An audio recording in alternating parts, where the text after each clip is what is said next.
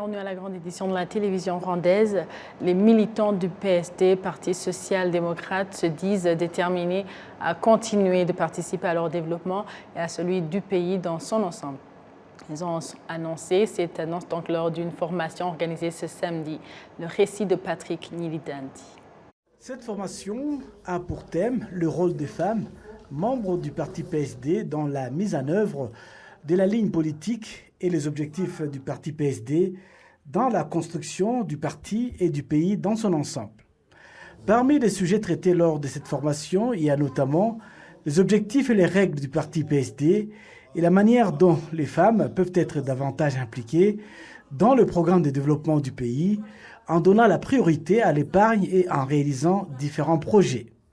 Certaines des femmes formées disent en avoir grandement bénéficié, ce qui les aidera à améliorer leur travail et à se développer. On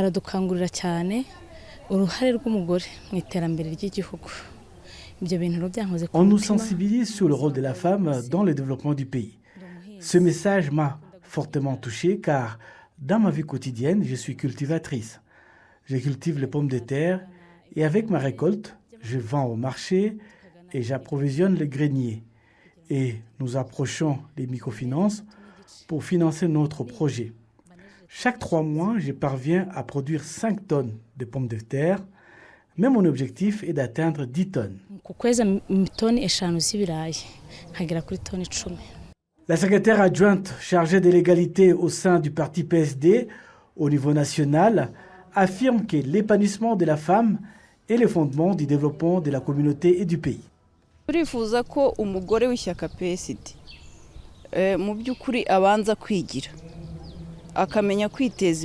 Notre objectif est que chaque femme du PSD soit autonome et se développe. Nous avons invité les DG des BDF pour leur former dans la création de petits projets et à travailler davantage en vue de se lancer dans l'entrepreneuriat. La femme doit se sentir capable de préparer un projet, le présenter à une banque pour obtenir un financement. Cette femme du PSD pourra se développer sa propre famille et le pays en général. Le parti PSD affirme que cette formation est organisée afin d'accroître les compétences et les capacités des femmes dans le contexte de la reconstruction et de l'édification du pays dans son ensemble. Les femmes ayant atteint les objectifs qui s'étaient fixés pour l'année 2024 affirment que le fait d'avoir des objectifs clairs motive à travailler avec détermination et permet de disposer d'un repère, donc d'une bonne référence pour s'auto-évaluer. Suivons les détails.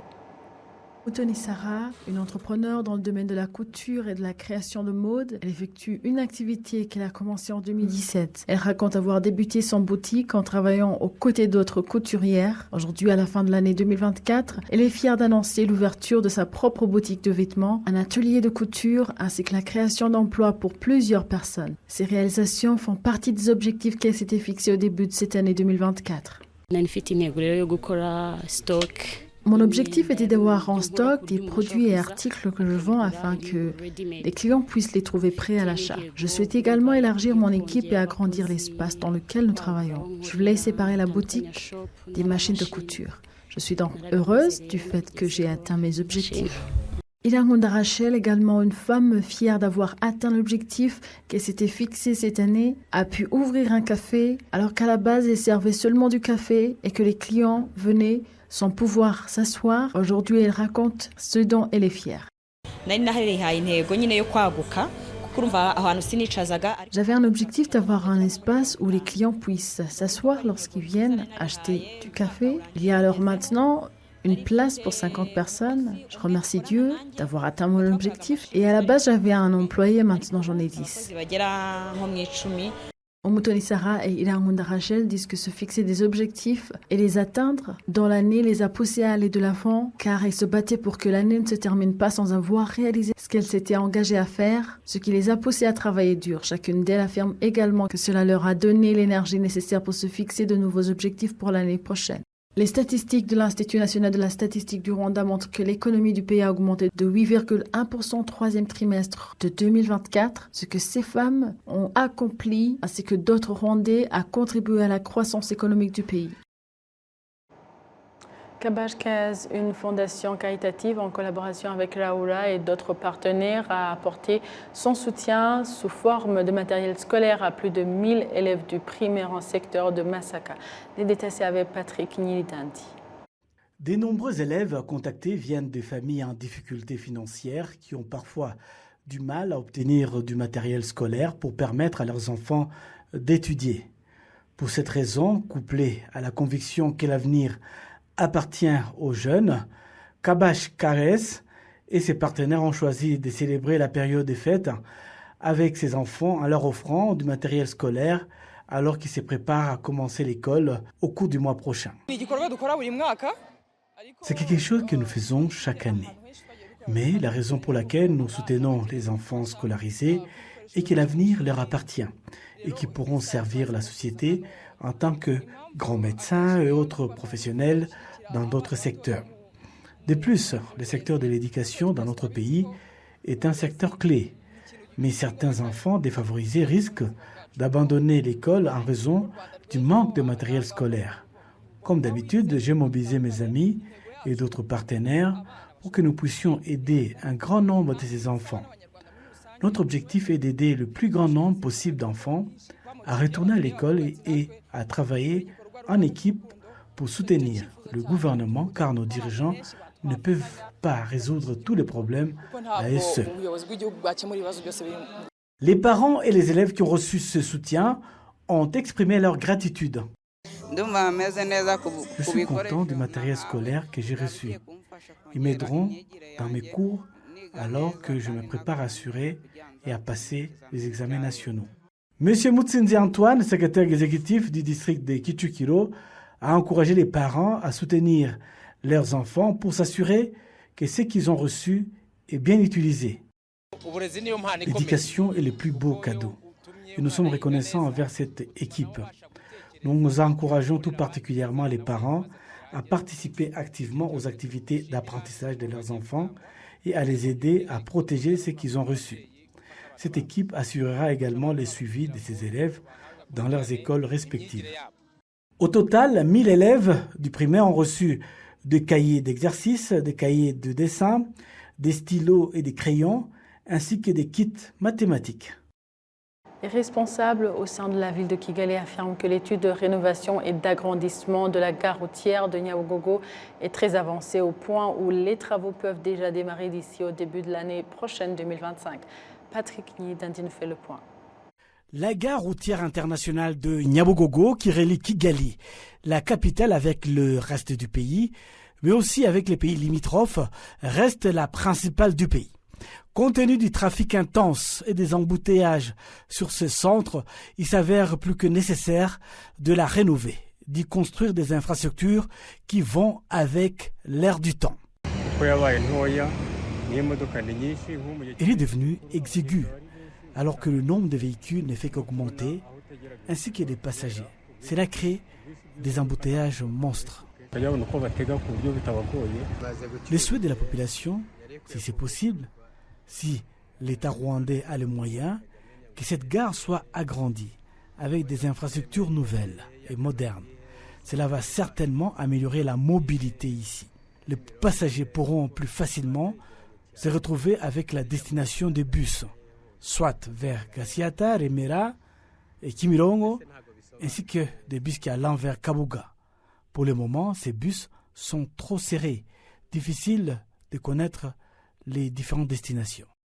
Alors que les autres infrastructures de la ville se modernisent avec une vitesse grand V, avec chaque année de nouvelles constructions modernes, la gare routière internationale de Nyabugogo semble figée dans le temps.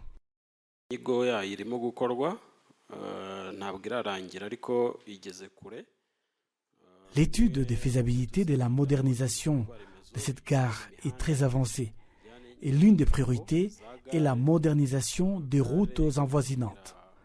Cette gare devrait disposer des parkings, des infrastructures pour abriter les voyageurs. Cette gare devrait disposer d'une partie consacrée aux véhicules de la ville de Kigali, une autre des véhicules venant des provinces et une dernière partie consacrée aux véhicules venant de l'étranger. Les routes doivent être aussi capables de réguler la circulation de ces différentes destinations. Vous le savez, pendant les heures de pointe, ce sont des embouteillages monstres que nous vivons à cet endroit. Ce nouveau projet devrait répondre à ces défis. Nous pourrions construire des ponts suspendus pour alléger la circulation. Nous construirons aussi des logements de passage pour les voyageurs étrangers.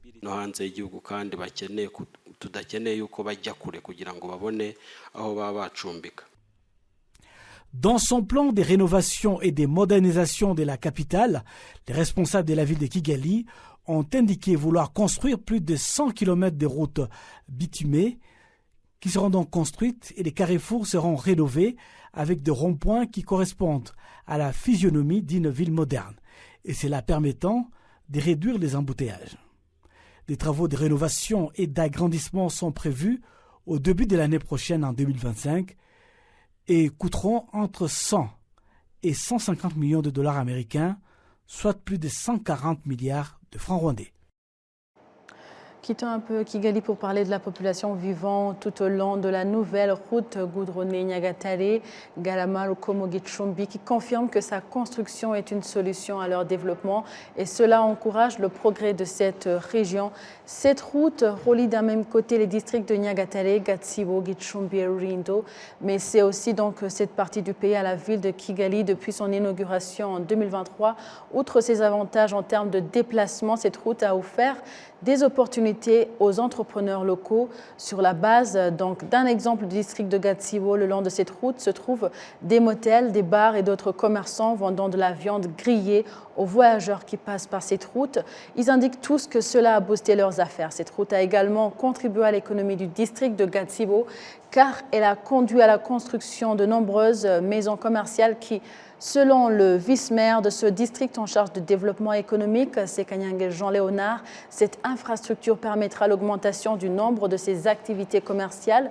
Il a appelé à la construction donc d'un marché moderne. Il s'agit d'une route qui semble avoir augmenté les déplacements et les affaires qui continuent de croître. On continue maintenant pour parler à présent de l'Office rwandais de protection de l'environnement REMA qui indique que suite aux espèces vivantes qui regorgent le marais de Rugezi, le gouvernement du Rwanda a adressé à l'UNESCO une demande pour qu'il soit inscrit au patrimoine mondial. Des recherches qui ont été effectuées ont donc en effet révélé qu'il y a donc environ 600 espèces animales et végétales, dont 433 nouvelles. Kassim Youssouf nous en dit plus. Le marais de Rugezi s'étend sur différents secteurs des districts de Burera et Gicumbi en province du Nord et la population vivant à ses environs indique avoir compris son importance et qu'elle doit ainsi le protéger. Nous protégeons le marais de Rugezi parce qu'on y trouve des grues couronnées, des oiseaux et différentes espèces animales et végétales, notamment du poisson-chat qu'on peut se nourrir. Nous les protégeons parce qu'avant, les enfants ne permettaient pas qu'ils grandissent. Nous avons aussi planté un arbre pour les grues couronnées, l'arbre qui a été offert aux enfants pour qu'ils puissent protéger le marais de Rugezi. Nous assurons bien sa protection pour que nous puissions être éclairés matin et soir. On allait y chercher des herbes pour tisser des nattes et pour la nourriture des vaches. Depuis un certain temps, des recherches sont effectuées dans ce marais afin de découvrir sa biodiversité, comprenant surtout des grues couronnées. Le directeur de l'Office en charge de la protection de la biodiversité et son milieu naturel, le Dr Sengimana Olivier, indique que cette enquête leur a permis d'avoir la situation de toutes les espèces vivantes que regorge le marais de Rugezi. byose byagiye bigira umusaruro twatangiye kubara imisambi muri 2017 kigiye twabaza imisambi magana. Les résultats ont été satisfaisants. Nous avons commencé par compter les grues couronnées en 2017 et nous avons trouvé 487 après 3 ans de travail et jusqu'en cette année, nous avons dénombré 1293. Vous comprenez que la population des grues couronnées a augmenté et chaque année, nous les comptons. C'est donc une bonne chose à féliciter qui montre que si nous conjuguons nos efforts en tant que Rwandais, rien ne peut nous être impossible. C'est un marais qui héberge environ le quart de toutes les grues couronnées que nous avons au Rwanda. C'est leur milieu de reproduction et si nous avons décidé de nous en occuper de manière particulière en collaboration avec le gouvernement, c'est pour que les grues couronnées accroissent de plus en plus et qu'elles s'épanouissent bien. Cela veut dire que toutes les activités que nous avons réalisées, c'est pour que les grues couronnées et d'autres espèces vivantes qui s'y trouvent puissent disposer d'au moins une place où elles peuvent se reproduire et s'épanouir. La direction générale de l'Office rwandais de protection de l'environnement, REMA, indique qu'ils sont en train de travailler sur ce marais de Rugezi pour voir comment l'inscrire au patrimoine mondial suite à la façon par laquelle il est protégé.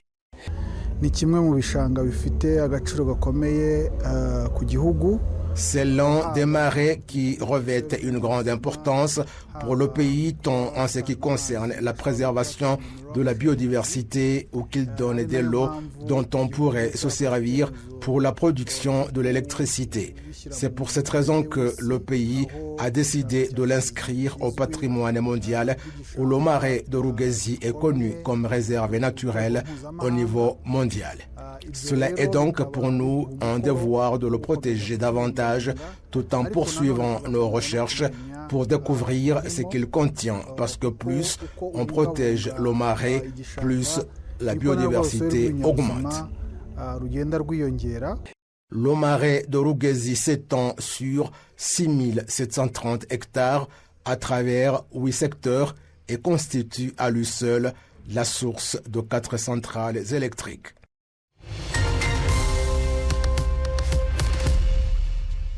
La page éco du Rwanda nous emmène au sud-ouest du Rwanda où la population riveraine du parc national de Nyungwe se félicite des opportunités d'investissement consécutives aux nombreux touristes qui visitent cette réserve naturelle. Jean Damascène Maneshimwe nous en dit plus.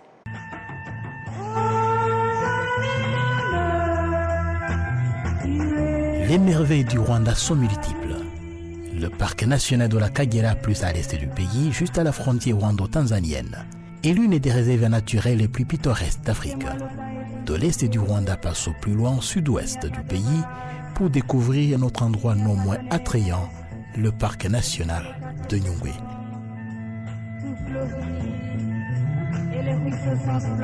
Inscrit au patrimoine mondial de l'UNESCO depuis 2023, le parc national de Nyungwe représente un site important pour la conservation des forêts pluviales d'Afrique centrale. Le bien comprend des forêts intactes, des tourbières, des landes, des bosquets et des prairies qui constituent l'habitat d'une flore et d'une faune extrêmement diverses. Le parc contient également des habitats naturels les plus importants pour un certain nombre d'espèces qui ne se trouvent nulle part ailleurs dans le monde, notamment le chimpanzé et le singe doré menacés au niveau mondial et le rhinolophe en danger critique d'extinction. On y trouve 12 espèces de mammifères et 7 espèces d'oiseaux menacés au plan mondial et avec 317 espèces d'oiseaux recensées, faisant du parc national de Nyungwe l'un des sites les plus importants pour la conservation des oiseaux en Afrique. En plus de constituer un véritable attrait touristique, cette réserve naturelle contribue énormément au bien-être de la population locale, car en plus des revenus touristiques que le gouvernement partage à la population riveraine des parcs, cette dernière a su se créer de l'emploi aux alentours du parc. C'est le cas de Madame Annonciata Mukakarangwa qui pratique la vannerie et fabrique des objets divers d'art. Elle affirme avoir réussi à éradiquer la pauvreté grâce à son travail, une fierté partagée par ses voisins. J'ai choisi d'être à côté de Nyungwe qui accueille de nombreux touristes. Nous parvenons ainsi à vendre facilement nos produits. Celui qui a la force de travail et qui l'exploite bien en tire d'énormes gains et se développe. Il n'y a point de chômage ici. Les opportunités de développement sont multiples.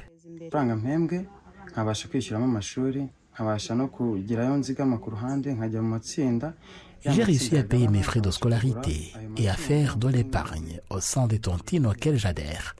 J'ai d'abord fait le levage des porcs, après quoi j'ai acheté des vaches maintenant, et cela nous aide dans notre agriculture. Les jeunes de cette localité ont trouvé de l'emploi, dans le parc même, tandis que d'autres se sont créés du travail, ici à l'extérieur du parc. Nombreux sont les jeunes qui ont réussi à gagner leur vie grâce aux nombreux touristes qui visitent le parc. Les touristes qui ont déjà goûté sur la beauté naturelle du parc national de Nyungwe se déclarent heureux d'avoir foulé de leurs pieds cet endroit, une destination unique pour eux, comme l'affirme ce touriste belge. Je pense que le Rwanda a tellement de belles choses à offrir. La culture, les gens, la nourriture, les paysages, l'ambiance. C'est un pays, un peuple tellement généreux, tellement agréable qu'on ne peut que vous supporter en achetant les jolies choses que vous fabriquez. Alors, j'ai goûté le plus important, Ugwagwa, le miel, le bon poulet, les bons légumes, les bons fruits. Oui, je pense qu'on a goûté pas mal de choses. Le bon poisson. Voilà. Génial, c'est une expérience vraiment magnifique. Non, vraiment, je disais souvent à mes amis en Belgique, je pense que le Rwanda, c'est vraiment la perle de l'Afrique. Vous avez réussi, avec votre résilience, à créer un pays tellement accueillant, tellement agréable à vivre. C'est vraiment une très, très, très belle expérience pour nous. Comment avez-vous pensé à visiter le Rwanda?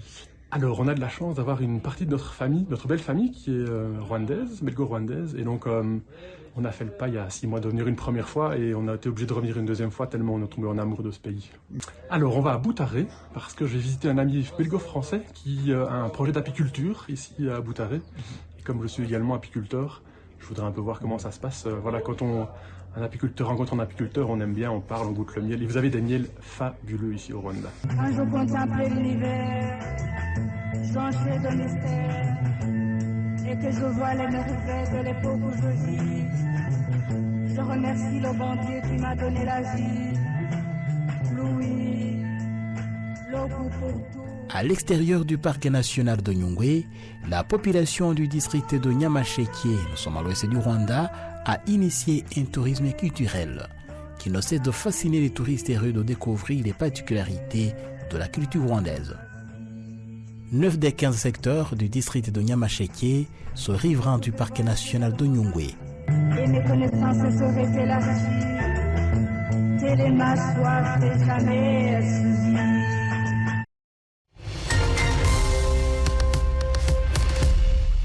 Voilà, c'est par ici que prend fin l'édition d'aujourd'hui. Merci d'avoir suivi. Vous étiez avec Amandine Dikomasabo.